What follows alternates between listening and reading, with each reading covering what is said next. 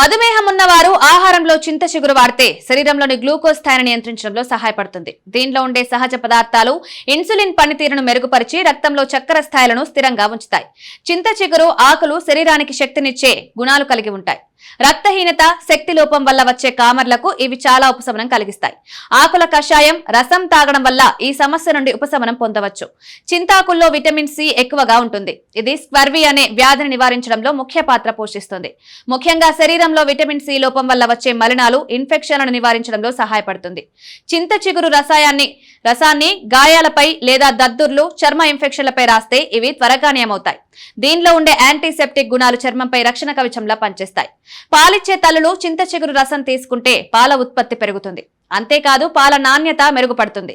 శిశువు ఆరోగ్యంగా పెరగడానికి ఇది సహాయపడుతుంది. బహిష్టు సమయంలో వచ్చే నొప్పులు, ఇబ్బందులకు చింత చిగురు ఉపశమనమిస్తుంది. దీని ఆకులను ఆహారంగా తీసుకోవడం ద్వారా గర్భాశయ సంబంధిత నొప్పులు తగ్గుతాయి.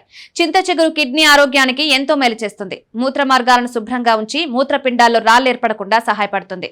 శరీరంలో వాయు, పిత్తం, కఫం సమతుల్యతను ఉంచడంతో చింతాకులు తోడ్పడతాయి. ఈ చిగురు మన వంటల్లో మాత్రమే కాదు, ఆరోగ్యానికి మేలు చేసే ఔషధంగా కూడా ఉపయోగపడుతుంది.